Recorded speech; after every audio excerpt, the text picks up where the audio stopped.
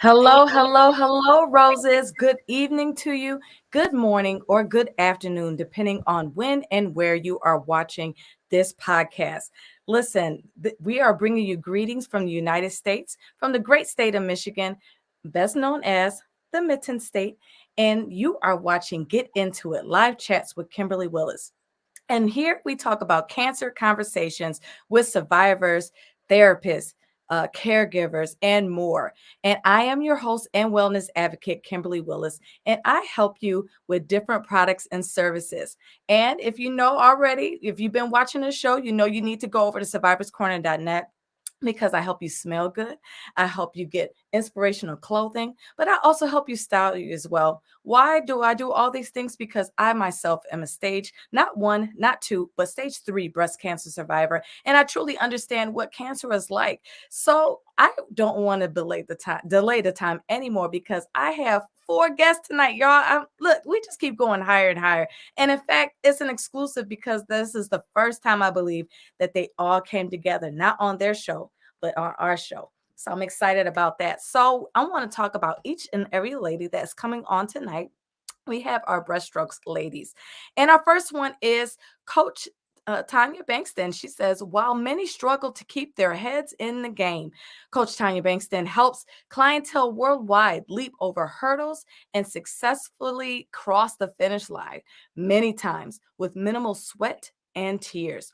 Out of the shadows of abuse, low self esteem, and trust issue, Bankston pushes clients to discover and cultivate their leader within. And she completes with her no nonsense coaching style. I'm going to repeat that again. She completes her no nonsense coaching style, zero tolerance for excuses, and passion for reinvention and repurposing. Bankston inspires women to transition from simple existence to living a life of abundance unapologetically. Our next guest, Coach Tamara J. And guess what? I get to add a new last name to it. It's Brown. And it says a survivor turned overcomer. Tamara J is a woman who transformed her pain from domestic violence and addiction into purpose by faith and pursuing a career in counseling and life coaching. Now a full-time mompreneur, serving her corner of the world as a dual licensed counselor that specializes in treating trauma, addiction, anxiety, challenges with anger, and Coach Tamara J is wildly passionate about helping her high achieving individuals experience phenomenal breakthroughs. Our next guest, her mantra says, what I have been through will help you get through. That's what Valerie says. She said, after living through her own trials and setbacks, she knew her experiences were not only for her. That's why Valerie moves full steam ahead to fulfill her passions to educate, empower, inspire, and equip women to regain control of their lives and wellness so they can enjoy emotional, mental, and spiritual abundance. Last but certainly not least, Felicia says that she is no stranger to the C word, and she encourages women to be honest and transparent about their infertility journeys. While she was 19 years old, Felicia was diagnosed with cervical dysplasia that resulted in cancer cells developing in the cervix that led to infertility and conceiving complications. Felicia is upfront and honest about her early beginnings and encourages others to not be ashamed to tell their story. So, without further ado, I want to introduce you to the Brushstroke ladies. Hello, ladies. Hi. How are you doing this evening? Awesome. Well, I'm well. I would say I'm blessed and highly favored. I love it. I love it. So I know I read your bios, but I wanted to go one by one real quick. Just give us a brief because so we could get more into our conversations. Tell us a little bit more about yourselves that was not talked about in the bios. Let's start with Coach Tamara J. Oh my goodness, what is not in that infamous bio? You know what? Most people don't know that I am 46 years old. Yeah, they don't know that, and that I've got 4 grandchildren, okay, that Wow. I absolutely love and absolutely adore. And so, yeah, I'm also a Grammy. Awesome. I love it. I love it. Coach V. What's not in that bio is that I am 67 years old and No, now 6-time best-selling author. Come on, 6 time. I love it. All right, Felicia, what about you? Well. I'm 50 years old. Don't let this face fool you. Some people say All I'm in my right. 40s. Some people say I look like I'm in my 30s. But what comes out of my mouth is nothing but wisdom. I am a wife. I am a mother of a 21-year-old, soon to be a grandmother. Been married 26 years, and I am a life empowerment coach. And I have a very strict boot camp style of life coaching. Love it. All right. Last but not least, our no nonsense therapist. Tanya, tell us a little bit more about yourself. Okay, do I have to tell my age because they told their age? It's up to you, but I mean, you might as well. I'm soon to be 55. That's I awesome. have two adult sons. One is 34 and the other one is 31. And I have a beautiful, beautiful 3-year-old granddaughter that I just absolutely love and adore. Love it. Love it. Well, welcome, ladies, to the show. Since you all shared your ages, I guess I'll share mine. I am in my last year of my 30s. I'm 39. I'll be 40 next year. I'm so excited about that. So I'm just so delighted to be amongst all of you seasoned, lovely, beautiful ladies. So let's get into it. So we actually have 2 cancer survivors that's among us right now between the 4 of you. So we got Miss Coach V and we got Miss Felicia, Coach Felicia, that both has dealt with cancer. So I'm gonna start with you, Coach V. Tell us a little bit about your testimony. My testimony, it started, I think it was like 3 years ago. I was getting my hair cut, and the stylist said, Miss Valerie, I think something's going on in your head. And I'm like, I've been getting my hair done all this time. Nobody said anything. And I said, well, take a picture. I want to see, because I have a health background. And of course, I think I'm a doctor. I play one. So I'm like, well, show me the picture so I can analyze it. So she showed me the picture, and I'm like, oh my God, that really does look like something. So I went to the doctor. They did a biopsy, and I'm like, oh, it's nothing. I told God that I never want to have cancer, because a lot of people in my family have cancer and have survived, and some have not. So I never want that word attached to my name. And they called me, I guess maybe the third week, and said, you have stage 4 squamous cell skin cancer. Oh, wow. And I'm like, oh my God. And I was at massaging. I was getting ready to massage people. And I'm like, well, how am I going to do that? So I said, guys, you got to get me through this. And of course he did. And I had 3 surgeries on my head, and then they found some cancer other places, and I had to have surgery there as well. So now I get, checked every 6 months, and, to make sure that everything is okay, from head to toe. That's awesome. How long have you been a survivor? This is my 2nd year. Oh, so it's still very recent for you. Yeah. And today I found another little spot that I'm a little concerned about, because it's been there for about 2 weeks, and, it heals and then it doesn't. So I have to get that checked. So we're going to talk about that too. We're going to talk about every time there's a new bump, lump, skin change. We're going to talk about that, because that does play with your mental. We're going to hang on to that. Coach Felicia, tell us a little bit about your story. Well, I would definitely say when I was 19 years old, back then in the late 80s, early 90s, there wasn't a lot of testing for human papillomavirus virus. And at that time, I was in a relationship, and I didn't realize that I had contracted an HPV. And that's something that I generally don't talk about. And it ended up being cervical dysplasia, but then it escalated to turning to cervical cancer. And I did not get tested right away. And because of that experience, I had to have surgery. I had to have my line of my uterus removed. It led to infertility. I had to have laparoscopy. I had to have hysteroscopy type surgeries so they can go deeper. When the doctor says, Felicia, you have some abnormal cells here, and they had to do further testing, that's when I realized, my goodness, what have I done? I immediately went into what have I done, not what did someone else do, what happened to, what did I do? Because at that time I was not educated as to how a virus can go through one's body, how one can sexually really be transmitted a virus. I didn't know anything about HPV. And so when I do talk about my story, that's one piece that I do kind of keep hidden because I was not at the time, even now, even still, not happy to really to disclose. So that led to infertility.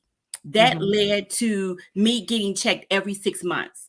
Every last one of my aunts and uncles have died of cancer. Wow. Whether it is breast cancer, whether it's pancreatic cancer. I have 3 aunts that passed away to stage 4 pancreatic cancer. It was throat cancer due to smoking, or what do you call it when your kidneys or your lungs is black? Cirrhosis. I had an uncle that died of that. When I end up getting contracted cervical dysplasia that turned to first stage cancer, the first thing my mom said was, "Oh Lord, it skipped me and got my daughter." Wow. Because she was thinking that she would be not a candidate, but she thought that she would be one like her siblings that will one day have cancer. Let's dive into that a little bit more. So both of you, for both Coach V and then for you, Coach Felicia, about you guys both got cancer at different stages of your life. You being younger and then you being more seasoned. So for you, Felicia, tell us a little bit more about, okay, so you had this history pattern of seeing your family members. Mentally, did you think once you got cancer, did you ever think that you would see 25? Did you ever see 30? Because after seeing so many loved ones die in such a manner with cancer, now that this was now your reality, could you see yourself 5 years, 10 years later down the line? That's a very good question, because sometime last year, I had another concern, which my Brushstrokes sisters were apprised of. And I had to take a mental health break.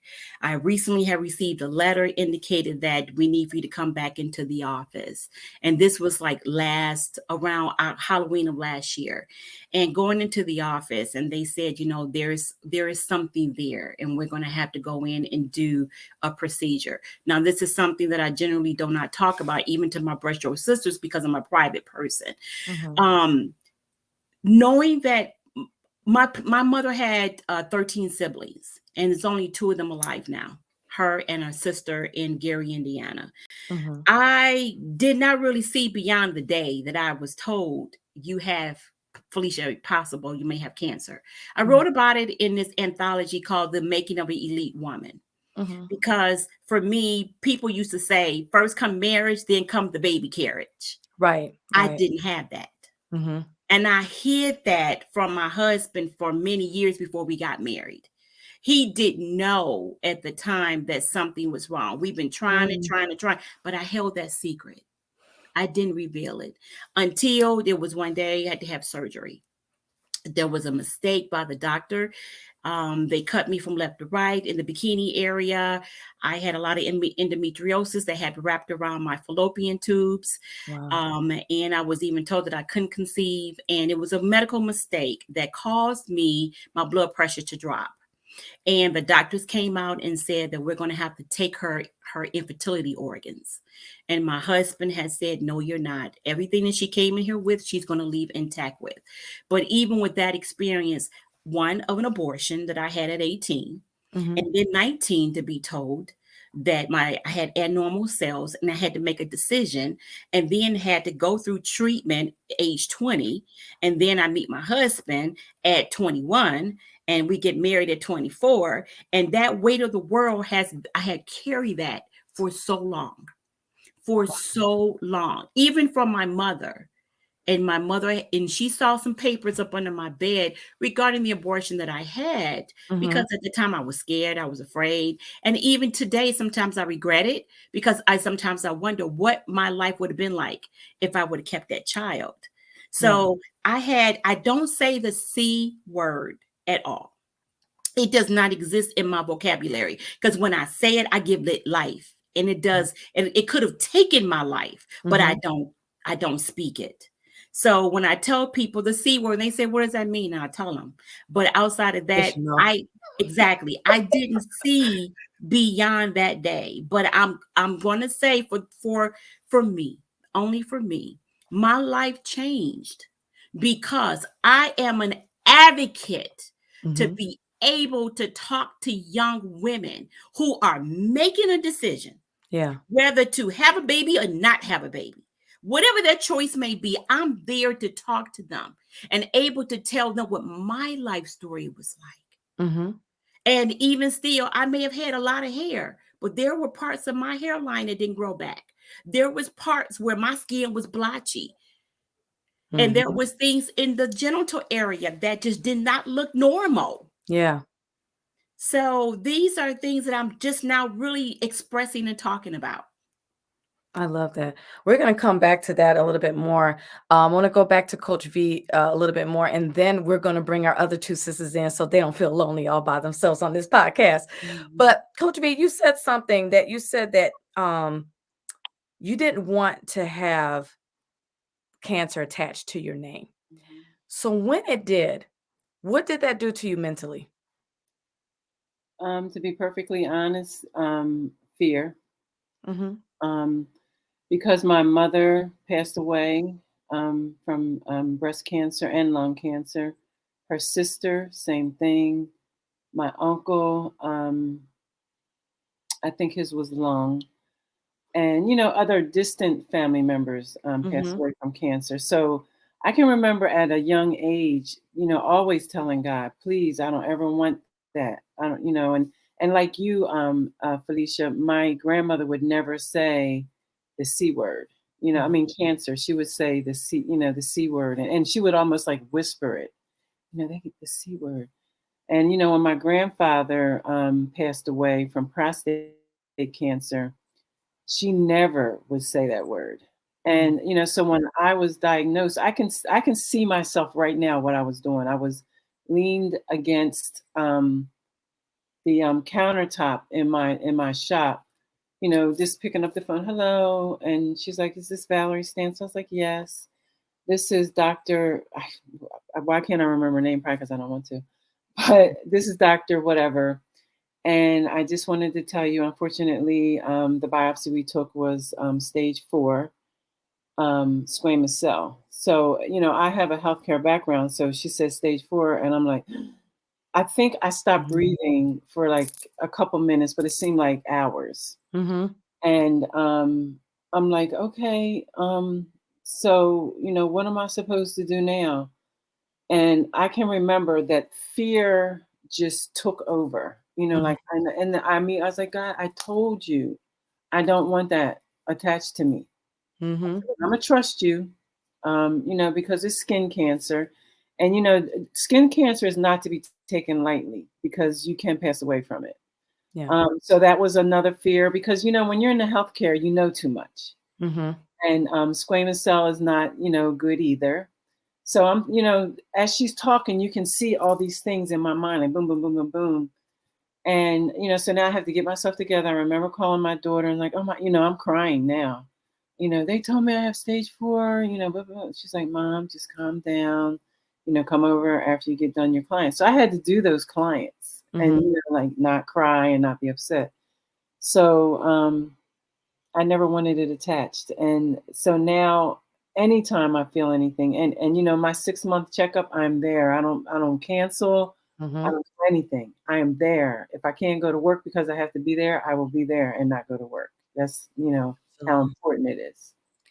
I like that you said that, even though that you were eh, maybe use the word agitated with God, like, hey, I done told you this is not what I want to deal with. I like that you said that you trust him. I know Mhm. sometimes some people lose their faith during this journey because they're like, okay, God, you already know my heart. You already told me to trust in the Lord with all my heart, and I'm doing that. It's like, and then you're allowing these different things to come to pass in my life. And I like that you said that you still trust them in the midst of what you are going through. I think that's very commendable and important. And people need to hear that as well, because some people just really fall away when things go rough in their life. For both either Coach Mary J or even for Tanya, tell us, what is it like to both be a life coach, therapist, and minister to your sisters who are going through something real time in the space that you're in? Well, I will say this, that, because of the bond, that we share, in the closeness. And I mean, I, you know, I know with Felicia, it was scary, because again, you know, I knew and I understood that she was reserving certain things and parts of what she was dealing with, and I really felt honored, just to be in that healing space, to be able to be what I like to call like prayer support and everything. But Mm-hmm. when you hear that C word, the first thing that comes to your mind is, oh my God, am I about to lose somebody I love? You Mm-hmm. know, or oh my God, I mean, she's in a whole nother state. I'm here. Really, how can I? What do I do? What do I say? How do I say it? And so all of these concerns, come about, and it's difficult, because again, when you care about someone, you don't want to Yeah. see anyone suffer. You don't want to see anyone go through, facing something that, could typically usher them into the end of life type of chapter. And so, for me, it was scary, and I wasn't first on the scene, or, first impact responding, but just as a secondary source of love and sisterhood with her. It was scary. It was scary. Yeah. For me, I know I had to be in that space where I said, how can I support you? How can I serve Mm-hmm. you? What can I do? Because I'm like Coach Mary J. It's like it is scary. Mm-hmm. I'm sure it's really, really scary for the person that gets the diagnosis. But Mm-hmm. then to be in that space where you're supporting someone who has the diagnosis, it's like, what do I do? You can't fix it. And I think for me, being a professional helper, you always want to fix things. And Yeah. sometimes it's just, tell me what I can do to support you. And that's the Mhm. best that I can do. Yeah. That's good. So listen, to our viewers and Roses, listen, you have 4 life coaches, therapists, mental health professionals on this podcast. Please make sure you ask any questions that you would like to get asked during this time. Take this free advice, okay? Because if after today you got to go back to paying, so make sure you take advantage of this. All right, so back to it. I want to dive into a little bit more about the mental health side of dealing with cancer, and just really just issues, period. I know I spoke to someone the other day, and they talked about the residual effects of cancer. And I wanted to dive in a little bit more about that because, for some individuals, like if you had breast cancer, your breast can change. You may have lost both breasts. You may have lost one breast. If you had cancer in general, you may have just lost your hair and other things. Your skin gets darker if you had chemo. So you may not necessarily look the same. You may not even act the same, because really it just changes you. Your good cells and your bad cells are changed. So how do you coach somebody who is currently going through the residual effects with people who abandon them, people who reject them, and those who stay away because they feel that that's best that they stay away versus being present because they can't handle what they're seeing right in front of their eyes? Our Brushstroke sisters aren't saying anything. Normally, we're always they're on their best behavior, First Lady Kim. So I'm gonna That's right. right in, and I would say one of the things that I do, aside from saying how can I support you, is just to be in that space where I help them to normalize their feelings. Mm-hmm. Them to understand that what you're going through, what you're feeling, is part of the process for you, and it's Mm-hmm. okay. Don't I try to discourage them from being in that space where they're comparing themselves to other people. Yeah, the experience of having this disease is similar, but their experience is uniquely their own. Yes. And it's so important to help normalize that for them. Um, and then just let them know I support you no matter what it is that you're going through. If you feel like you're in the dark, then I'm going to sit in the dark with you, and I'm Mm-hmm. on your hand, and I'm not going anywhere. That's it. That's it. For me as a therapist, I've had a couple clients that had cancer and is going through the journey of healing and restoration. Mm-hmm. For me, sometimes clients can look at therapists like we haven't been through anything, Mm. like we have never felt anything. So sometimes with consent, I will ask the client, I need to provide a little bit disclosure so that you know I feel. Mm-hmm. Okay. And I would share a little bit of my story, and they would sit there like, oh, you're just like me. Wow. Okay. And I've had a client tell me that. And for me, it seems as though that client was transformed Mm-hmm. because they weren't just talking to someone in therapy just to be talking to providing personal confidentiality information, but Mm-hmm. they was talking to someone too that was almost like a mirror. Mm-hmm. How did you, Felicia, get through? What Yeah. happened to you? So now their story becomes my story, and my story becomes their story. Wow. And with that understanding, we're walking that journey together because, see, now they say, I am emotionally supported Mm-hmm. because someone understands what I'm feeling. Someone Yes. understands what it's like to sit in a chair. Mm-hmm. Someone understands what it's like to be sitting there with everybody else that may be worse off or not, but just be able to sit in the doctor's office and hear that word. Yeah. So I provide that supportive and emotional support for those clients to let them know it's okay to say, I'm hurting. It's Mm-hmm. okay to say, I'm fearful, but just being able to say, it's okay. I love that transparency. What if there is someone who finally takes the plunge to see a therapist? Because we talked about in the show that I was with you guys that it just takes a lot just to even get into your chair, right? So when they finally get into the chair and they find a therapist that is a little bit more reserved, and it's not necessarily that's a wrong way, it's just depending on the temperament of the therapist.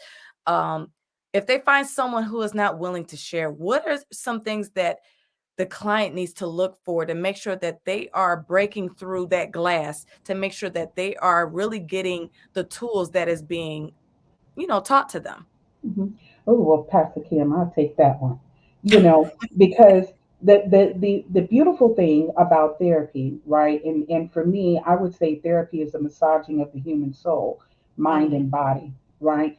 And so, and a lot of times, people are so used to just this inner exchange of, I'm here, I want to know something about you. Can you tell me something about and those types of mm, things to help us with our comfortability, right? mhm. But when people come to therapy, the therapist is really there for you. Right. It's not about us.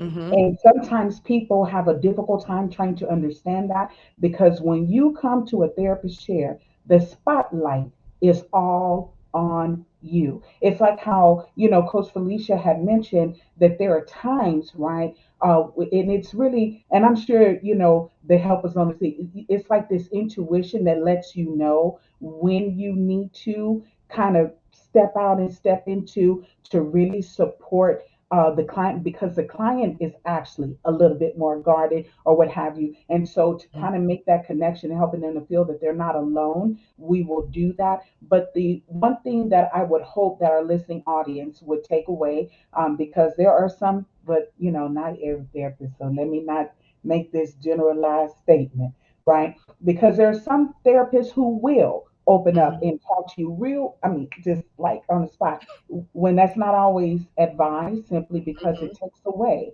You're coming in to be served. and to be helped on a very high level.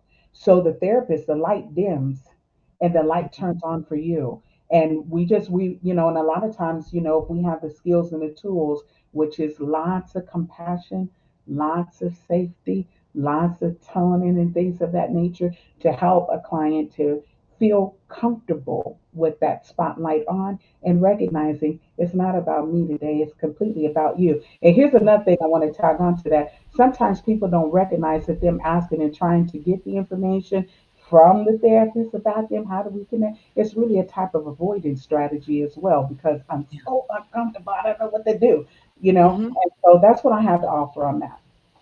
I want to piggyback on what both the coaches just said. One of the things that, so me as a clinician and as a coach, I'm very transparent. I will share as much as the client can handle. Mm-hmm. But I, like Felicia just said, I say, do you mind if I borrow a page from my life experience to share with you? But it's something that's, when we're taught and we're trained that you don't share and divulge personal things about yourself unless it's going to move the client forward. Mm-hmm. So as Coach Mary J said, it's the clients. This is their time. It's not our time. So yeah, we are trained to sit silent and to listen and to show positive regard for the client. And it takes a seasoned therapist to understand when it's time to share, to move the client forward. Mm-hmm. But I remember one acronym, and it's like, why? Why are you still talking? Why are you still talking as the clinician? If we're talking, I was trained, if you're talking longer than 5 seconds, you're talking too much. Mm. So sometimes I know as a therapist, I kind of have that coaching hat on and I kind of go back and forth and I ask myself, why are you still talking? Mm-hmm. This is not your show. This is the client's show. It's that acronym of WAIT. Wait, yes, I couldn't think what Yes, it was. Yeah, thank Why you. am I talking? Yeah, Right. wait. That's right. exactly. And I love sometimes too in the therapeutic setting, when we're doing information gathering, we're gathering enough information where we know what we need to do to help move that client forward. Mm-hmm. Not all the time does anything need to be disclosed, because even through self-disclosure, sometimes it can hurt that client, Mm-hmm. because that's when we have to decide and know and have the discernment as to what is appropriate and what is not. So generally, when clients come before any of us as clinicians, they can feel the genuineness, they can feel the transparency, they can feel the unconditional positive regard, they can feel the authenticities, but that is not to be misconstrued as, because, oh, this therapist is so nice, she smiled. Well, we're listening, Mm-hmm. we're letting you know that we're with you. Yes. And so, or another client may say, well, I had to let this therapist go because she didn't seem as though she didn't talk a lot. She didn't say much. She did, She just looked at me with poker face. Mm-hmm. Well, that's what we're supposed to do as clinicians, because we're taught to listen and zip it. And when it's time to talk at the end, what we do, we summarize, Mm-hmm. we rephrase. We're doing those things to let the client know, I heard you say da da da. In the middle, when you said, we're rephrasing, we're using the client's words, but we're also kind of twisting and putting our own words to let the client know that it's just not so word for word, but we heard you. Yeah. And some clients don't understand that. But when they get in front of a therapist like myself, Tanya, or Coach Tam, oh yeah, we give it to them. Mm-hmm. But for me, I mean, I'm not a clinician. I'm a coach. But sometimes me showing my authenticity and transparency allows the client to open up. Mm-hmm. And I don't go on like, yeah, da, da, da, da, da. And I'm like, I understand because I was there one time as well. Mm-hmm. And this happened, and then they'll be like, oh, blah blah blah, and then they will go on. And I usually will do that if they're not talking, like they want to get help, but they're not talking. They're like, I'm asking, yes, no, yes, no. So I'm like, I want you to talk some more so I can find out some more things so that I can be like Felicia, like, oh, so I heard you say, and this is what you meant by this, and you said this, that, and the other. But I think that the authenticity and transparency, wins with them and gives them the confidence that they can talk to me and I understand because I've been through it. So that's how I deal with it as a coach. Absolutely. I love that. Tell us a little bit more about why is it important for someone to take the plunge, irregardless if you had cancer or not, because we all go through this thing called life. And someone once said, life be lifing. So when life be lifing, tell us the importance of why they need to get a therapist. I think it's very important that you still have your faith-based leader to be involved in what's going on, but then also have a therapist. Tell us the importance of your end of the spectrum. I almost feel like I want to press a button in a game show. I'm gonna press it. But um, Kimberly, one of the things that I want to use this analogy, if it's okay, Mhm, many of us, we have vehicles and we drive cars, or if mhm. you have an air conditioner unit in your home, right? Every few months, you got to change and check that filter. Yes. Because if you don't check the filter, right, it's going to cause all this clutter and all this backup and all this stuff going on to where the air is not going to blow right, car's not going to function right. And we are the same way. Mhm. We are the same way. We are always being impacted. And this is one of those things that, forgive me, because you got so many people in the world that have so many different beliefs, right? And people Mhm. will say, I don't know, that didn't bother me. I'm not bothered. I'm good. I'm good. Not true. Mhm. We are always being impacted by the information, the environment, and the people that are around us. And the mind takes all that in. Yeah. And unfortunately, there are many people, there's lots of ways to go about taking care of your mind, but God placed the therapist here for that specific purpose. We Mhm. are the helpers to help heal the mind. And so if you're not going to take your car, you're not going to take your car to the donut guy down the street and Mhm. say, can you check my filter? You're going to take him to a specialist.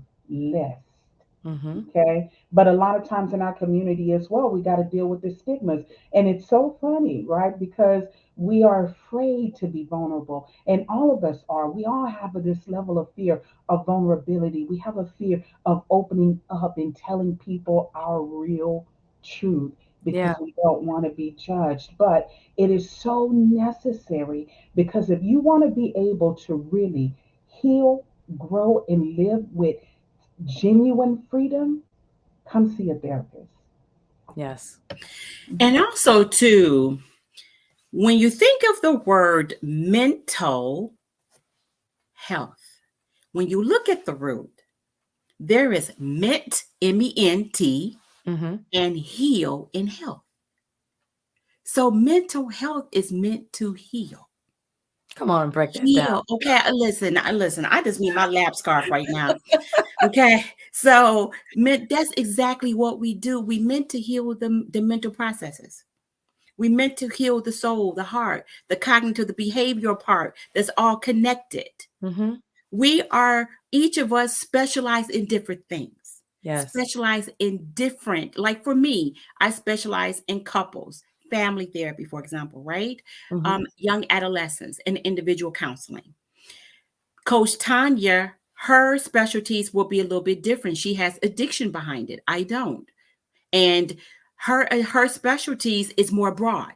So Mhm. what I'm saying is that, especially what has been happening lately Mhm. in the United States, mental health is through the roof. Yes, it is. Okay. And we need our people to identify that if there is a crack in the system, that means a crack somewhere in the thought processes, maybe that's where you need to see a therapist before it gets worse. And if people tap into their own senses, they will know when they need to see a therapist. Mm-hmm. Often someone asked me the other day, when you have problems, who do you see? I say another therapist. Mm-hmm. Because we are all connected. We're all so tied somewhere to connected in this ecosystem. So when one identifies, if you're having feelings of depression, feelings of sadness, isolation, loneliness, grief, anxiousness, nervousness, over racing thoughts, worries, generalize too much, Mm-hmm. difficulty concentrating, on edge, shakiness, fidgety, that's when you need to see a therapist. Yes. Medication may help too, but seeing a psychotherapist to be able to talk, to be able to be in a safe space and and feel secure in an office, to be able to ventilate frustrations. So after 6 weeks, 7 weeks, 8 months, or whatever that duration is, that person can leave better than the way they came in. Yes. And First Lady Kimberly, I want to just add to what they said is that sometimes seeing a mental health therapist isn't because you feel depressed. It could be because you're going through a life change. Like, say, for example, um, a parent died. That happened to me. My mom died in 2019. When my mother died in 2019, it caused a downward spiral. I spiraled right into depression. I spiraled right into anxiety. And I thought to myself, oh my God, I'm a therapist and now I'm depressed. You know, it could be the loss of a job. It can be the loss of a dating relationship. It can be so many things that you can go to a therapist to get some coping skills and some coping strategies and have a safe space to be able to talk and a trained professional to help you get to that next level, whatever your next level is. Ooh, can I say something on that? Yeah, go ahead. You know, because Pastor Kim, one of the things like Coach Tommy was saying, again, why do we want to get, why should we go to a therapist? Because the past will always be present. And what I mean by that is we all have a history. We Mm-hmm. all learn, habits, if you will. We all have a mindset, if you will, that's coming from our culture, coming from other people, coming from just experiences that we have. And a lot Mm-hmm. of times, just because we don't notice, those thoughts or those memories right away every single day, they're there. And they're the same, they become the tools that we're using to build our life in the present. And a lot of times people are like, I don't know why I keep meeting this same person. Why do I keep going through this every few months? I'm this way and then that. Well, because there's something going on, as Coach Felicia was sharing about in the mindset, in the mental, and those things are, it's almost like you got a virus in your Mm-hmm. computer, right? So you want to go get that checked out and help get someone who specializes in a specific type of therapy that can help you to extract those things. And it's just a service you really, it's hard to get anywhere else other than coming to a therapist, really. Yeah, that's good. Tanya, I like how you talked about, there's different life situations that can make you go through the spiral thing with anxiety and depression. Medications is also something else that can cause that as well. I know some of the medications that I'm on can actually add to that. So it's like, even though that I can be very strong in my faith, I can have something medically that is trying to change my mental space. And I have to constantly make sure I'm on my knees, constantly make sure I'm in somebody's chair to be, make sure that I'm getting holistically everything going on, because I still got to get physical therapy. In fact, I just started physical therapy again, unfortunately, this past Friday. So it's like my body is still trying to recover everything that's going on. And I think that we also have to give ourselves the grace to be able to go through the different seasons that we go through. I think it's really hard, especially in the Christian faith. It's really hard to admit out loud to some that you're either going through some type of depression or going through some type of anxiety, because then you're going to be blacklisted almost. It's like, hey, like God hasn't given you the spirit of fear, so it's like, there could be different things that can get you there. I think one of the things that help separate a Christian from someone else who experiences the same thing with anxiety and depression is our bounce back rate. I think because of our faith in God and what he can do and how he's a healer and a way maker, a miracle worker, that our bounce back is a little bit different than someone who doesn't have that. And also just to be able to use the resources that he has given us. We have the Holy Spirit, but obviously we have doctors, and then we also have mental health professionals to help us navigate through these life changes that we go through. I think it is so important to make sure that when we are going through something so hard in our lives, that we don't beat ourselves up, and then that we don't shun ourselves because we want to be vocal about what's going on. Because it's funny, especially with last month being Mental Health Awareness Month.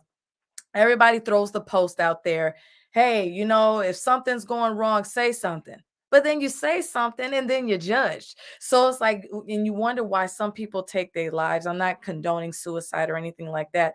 But it's like, you wonder why some people choose this route, because when you ask someone how they're doing, almost 90% of the time, people don't even wait for the response. Or they just start talking about something totally different and not even answering the initial question. So I think it's very important for all of us to be more diligent to who we talk to, really pay attention to people's mannerisms and things like that. So, and then just pause, just really have conversations with people again. I think, even though as much as I like social media, because you can use it for marketing and different things like that, I think it's kind of handicapped us socially as well, because we kind of lost that human connection, and to really be able to pick up on cues. Like some of the, sometimes, like with my teenagers, sometimes they don't get certain cues. I'm like, how you didn't catch this? Because they grew up in a different environment to where they're kind of closed off from that. And we had to kind of teach them that, where we kind of already had that, because we just got phones when we hit college or whatnot. So we had a different experience with that. But I think we do need to be a little bit more kind to those who are going through mental health challenges, and to encourage one, because God is all about love. He wants us to love our brothers and sisters. And he's definitely used a lot of people in the Bible who are not necessarily holier than thou. Because did he use the high priest? No, he didn't. so it's so important. Did you guys have anything before I had moved on to the next question? You had something? I wanted to say, people always, well, not always, but people generally look at people that go to mental health therapists as, why are you going there? You're crazy, or this, that, or the other, because they always want to label you. Mm-hmm. But, I find that, and, we have an OBGYN, we have a dentist, we have a this, we have that. Why not have a mental health therapist? Mm-hmm. I love my therapist. I love that I can talk to her. I can say whatever I want to her. I'm in a safe space, and I will not be judged or frowned upon on anything that I say. And I think that once people realize that it's okay to not be okay, but it's even better if you go get help, Yeah. that, maybe the world will start to embrace, mental health and mental health therapy, because it has such a stigma on it that people, oh my God, she's crazy, because she's going to a therapist, she's going to a psychiatrist. No, the reason I'm not crazy is because I go there. Right. Like I need it. And, whenever something happens that I feel like I can't deal with, because I don't want to tell it to everyone. Mm-hmm. I want to tell it to someone who actually cares and wants to listen. I'm like, can I have an appointment? I need to talk to you about blah, blah, blah, this, that, or the other. And I think that that's where people have to get to that place, that it's another illness like cancer. Mm-hmm. It's another illness like having a cold or whatever. It's where you go to get the help that you need so that you can be all that you were called to be. And also, too, I wanted to say, my Brushstrokes sisters know how I play on words and phrases. First Lady Kim, when you just mentioned about 2 Timothy, at the end of that verse is of sound mind. Mm-hmm. Okay. Us mental health therapists, we help you to be of sound mind. Yes. Okay. So without us, you can seek guidance through one's pastor, bishop, of the elders of the church. Mm-hmm. But when you can't get to the elders of the church, who else do you go to? Right. Mental health therapists to help you to be of sound mind. So I Absolutely. just wanted to say that. I love that. I love it. Listen. Oh, go ahead. Oh, I just wanted to say one of the things that you started out with was speaking about medication causing some mood disorders. And this right here is the book that mental health professionals, psychiatrists, therapists, we use to diagnose mental disorders. And one of so we don't just pull names down out of the sky and say, oh, you have bipolar or schizophrenia. No, we have to actually study and see what type of symptoms apply in order to be able to diagnose. But one of them is like you can have a mood disorder that's due to another medical condition. So, like we're talking about cancer, there's certain medications that a person can take for the treatment of cancer that can cause mood disorders. And I like to tell my clients, you protect your mental health so that you don't have mental illness later. Yeah, I like that. I like that. That's good. I wanted to circle around, normally around the last 10 minutes of the show, promoting you guys, but we're going to get to that in just a moment. But I wanted to circle back to Coach V. She had talked about having a new spot and talked about, okay, well, what's going on with that? I wanted to dive in a little bit more about that because survivors have this. Once you have gotten cancer, anytime you get any new lump, cough, whatever, sneeze, whatever that goes, it's something in the back of your mind. Oh my gosh, is cancer? Talk a little bit more about your honest feelings about that, Coach V. And that's exactly how I feel.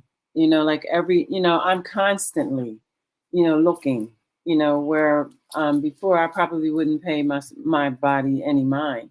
Like if I feel something, or if something's not healing, I'm like on the phone, I got to see you, check this out, check that out. And, the majority of the time it was not a positive find, but the last two times it was, and it was, it started in my head. I've had 3 surgeries in my head, 1 on my arm, and that's where the other spot is right now, on my arm, right next to the last spot. And, it's, am I fearful? Yes and no, because, I guess because of my age and my wisdom, I so trust God, that, He is going to take me through this for a reason. Is it going to help someone else? How am I helping someone else with what's going on with me? But I'm going to be perfectly honest with you. One thing that I am now afraid of is the sun. And it's almost like I'm a vampire. Like I'll go out and I'm like this. I'm like, oh my God, let me get my hat. Let me get this. Now I'm fearful of being outside in the summer in the sun, because then I was out the other weekend and now I have this bump. So now I'm like, is it really a bump from the sun, or is it just my imagination? So it's hard to try and be cool and calm, like, it's nothing. But in the back of your mind, it's like, I want to get this checked, just to be on the safe side, because of what you've been through. Absolutely. Cancer has a way of sobering you up about how life is. And, Felicia had talked about, with having her different family members, you don't know if you're going to see. And for me to be totally transparent, I turn 40 next year. It'll be my 5-year cancer-free anniversary next year. So I'm celebrating a big 40, but then also 5. But to be honest, I'm changing the way I think about it, but it's like I didn't see myself at 50 like I did prior to cancer. Like my goal was I got to hit 5 years. So I'm going to make sure I see 40. But then what about that after that? I need to reassess my goal. I need to make sure that I'm still looking forward to turning 60, turning 70. Sometimes cancer makes you feel like your time is limited because you don't know when it's coming back. And I think that's something that, we all have to stay in prayer for, and just that survivor's guilt also, with my story, both of my parents had cancer at the same time as me. So, it's like, okay, am I going to die around their age, or am I going to be able to still survive? It's like you have all these different feelings and things that's going on that you have to deal with. And then if you got a medication on top of that that's adding to the mood disorder, it just stockpiles those things. So that's why it is so important to make sure that you continually make sure that you are checking your health. Before we go on to promoting you guys, does anyone have any last minute words that you want to share with you? This hour went by so fast. Oh my goodness. All I just want to say is, First Lady Kim, I'm all about God's business. Yes. Okay. I know where I've been, and I'm telling you, I know where I'm going. Mm-hmm. And I'm going to the kingdom. And I have no time on this earth to be playing around. I'm all about helping people, getting them there to the other side, meaning their journey, other side, wherever they need to go. And to say, one day when I hear the trumpet sound and it's my time to leave, I want God to be able to say, my faithful servant, you serve the people well. That's why mental health is meant to heal. Love it. Any last minute words from any other of you? Come on, Brushstrokes sisters, don't be quiet. Listen, look, you know what? Before y'all say that, I need to really show our viewers how they really get down. I had this in my back pocket just in case this happened. Let me throw this on real quick and pop this on. I mean, I got to jump in real quick because now you speak in my jam. I'm sorry, but listen, I had to put that on just real quick, just to show how they really get down. They really be saying some comments on here. So I love it. Listen, let's move on. So I want to talk about what's next in your world. I want to start off with Coach V. What's next going on with you? I just released a new book a couple weeks ago, Breaking the Silence, Remove the Mask and Heal. Excuse me. So I'm, preparing a workshop for that. I've been doing a lot of speaking around it, and that's it. That's all I'm doing. I'm, working on another book about my life, and after you realize that God took you through this, He brings you back to the beginning so that you can see how you transition to where you are. So I need to tell that story because it's a lot of things to talk about. Love it. Make sure that you follow her both on Instagram and on Facebook, called Purpose for Wellness. And you can follow her or email her rather at Valerie@purposeforwellness.com. Next, Coach Tamara J. What's next with you? Well, I am so super excited. Some powerful collaborations are coming my way, especially heading into the fall. So we at the Empowerment Coaching Institute, we're going to be doing some very, very new things and providing some trauma-informed coaching and all sorts of stuff. So I'd like to say that we're going to be doing coaching with a twist, and I am so very excited about it. I love it. Make sure that you follow her on Instagram. I am Coach Tamara J, and on her website. So you can get that twist stuff on empowermentcoachinginstitute.com. Coach Felicia, what's new? Oh, you still muted. I am an author of 3 anthologies. I'm working on an upcoming project with Tanya Bankston. I am a part of an elite women organization, Women Director of Human Resources. Let me tell you, you are uniquely made. If you come and check me out, let me tell you, the boot camp style that I have for you, the way you came in will not be the way that you leave. So come check me out. Email me, Felicia@youareuniquelymade.com. I love that. Y'all call to action. So it's on point. I love it. Again, make sure you follow her on Facebook, Felicia Moses, and on her website, I can't even say it, youareuniquelymade.com. And last but not least, our change duel. Tell us what's new. I am working on The Art of Reinvention, my book, part 2.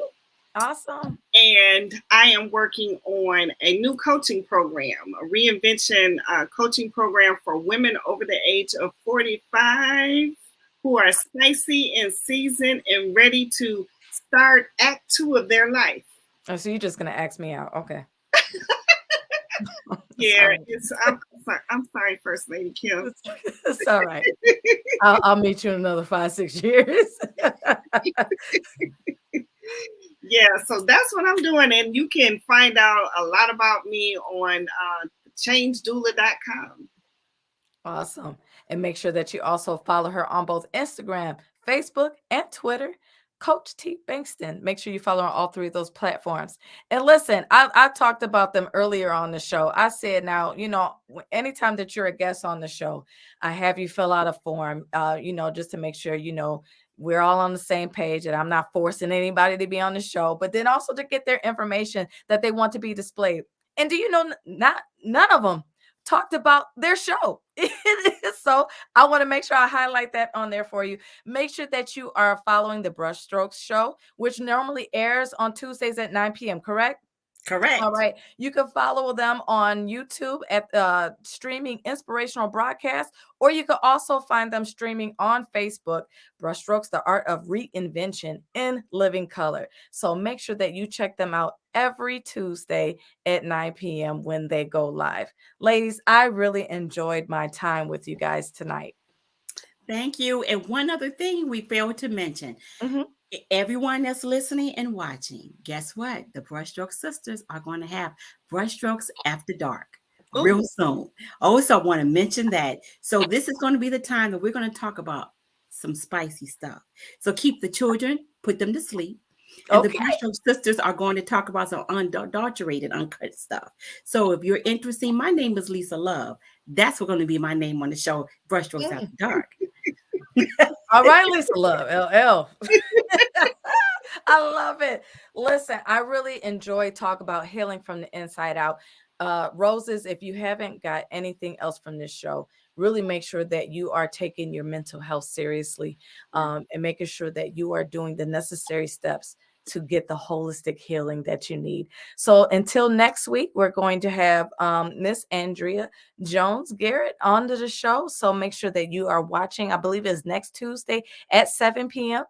And until next time, I'm your wellness advocate, Kimberly Willis. We'll catch you then. Take care.